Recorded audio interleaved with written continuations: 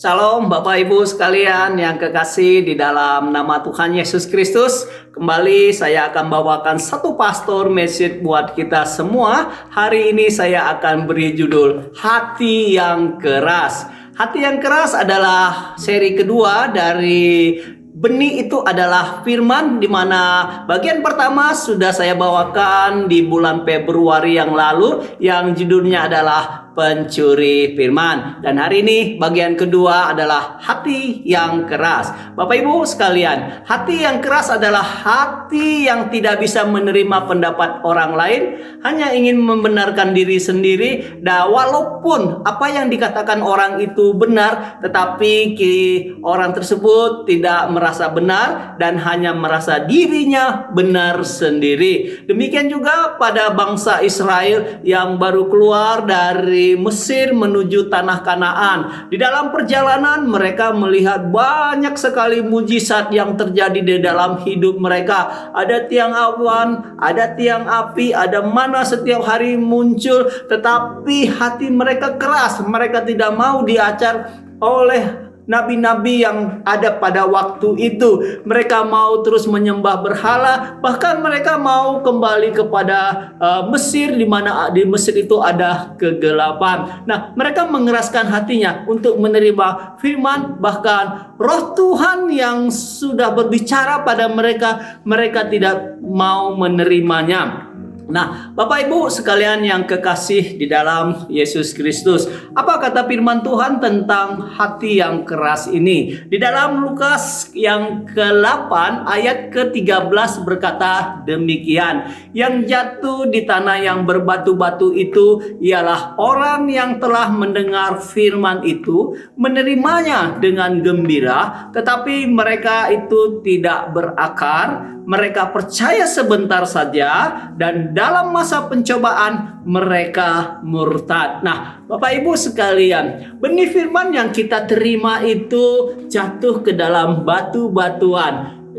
Kalau firman itu jatuh ke dalam batuan, dia akan tumbuh, tetapi dia tidak berakar dalam. Nah, sebentar saja akarnya akan mati, dan tentunya pertumbuhannya lama-kelamaan akan mati. Nah, di dalam ayat ini dikatakan bahwa benih firman itu diterima dengan gembira. Nah, mungkin saat ini apakah kita ada di dalam zona tersebut? Kita mendengar firman Tuhan setiap minggu di gereja. Bahkan mungkin setiap hari kita menerima firman melalui YouTube, pembacaan firman Tuhan. Kita bisa menerima firman itu dengan gembira. Apalagi kalau ayat-ayatnya itu menyenangkan tubuh kita, pasti kita sangat gembira menerima firman itu. Tetapi itu tidak berakar dikatakannya, dan sebentar aja kepercayaannya akan hilang, apalagi kalau ada masa pencobaan. Nah, kalau ada masa pencobaan, maka firman itu menjadi hilang semua.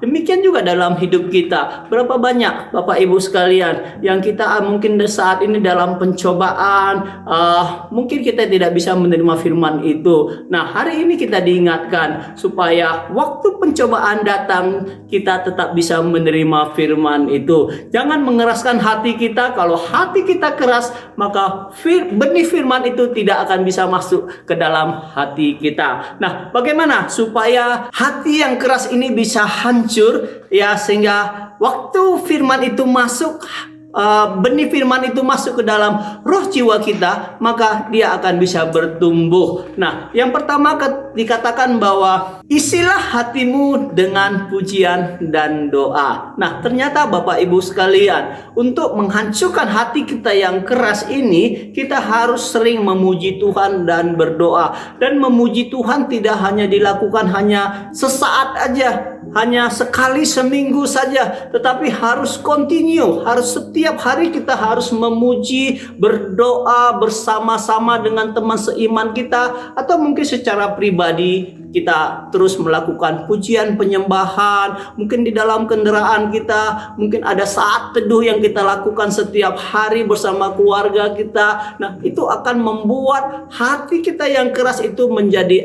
lembut, dan dia waktu benih firman itu ditabur, maka benih itu akan berakar dan bertumbuh. Yang kedua dikatakannya, buang semua yang marah, yang geram, fitnah, kata-kata kotor, itu semua harus dibuang. Kenapa? Karena kalau ada kemarahan di dalam hati kita, maka firman itu tidak akan bisa masuk ke dalam roh dan jiwa kita. Oleh karena itu, buang yang marah, yang geram, yang memfitnah, yang kata-kata kotor. Dengan apa kita membuangnya? Salah satu obat yang paling manjur untuk membuang kemarahan itu adalah bersyukur. Sekali lagi, bersyukur. Nah, dengan bersyukur maka kemarahan kita mulai bisa mengurangi sedikit demi sedikit. Ya, kalau tadi kita mulai marah, kita ingat Tuhan.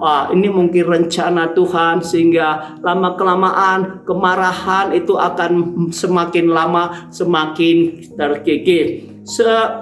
Sebuah batu kalau ditetesin secara terus menerus dengan setetes air, maka batu itu lama kelamaan akan berlubang. Demikian juga hati kita yang keras ini, kalau terus menerus dikasih dengan pujian, doa, dengan ucapan syukur, maka hati kita yang keras ini lama kelamaan dia akan menjadi gembur. Nah, yang ketiga dikatakan bahwa bagaimana supaya hati yang keras ini bisa menjadi lembut, yaitu minta bantuan Roh Kudus untuk membawa masuk firman yang kita sudah baca itu ke dalam lubuk hati kita. Nah, Roh Kudus menuntun firman itu untuk masuk kalau kita memintanya. Tapi kalau kita tidak meminta Roh Kudus untuk membawa masuk firman itu, maka firman itu akan terbuang percuma. Oleh karena itu, mintalah tuntunan Roh Kudus supaya dia bisa menuntun firman yang kita baca itu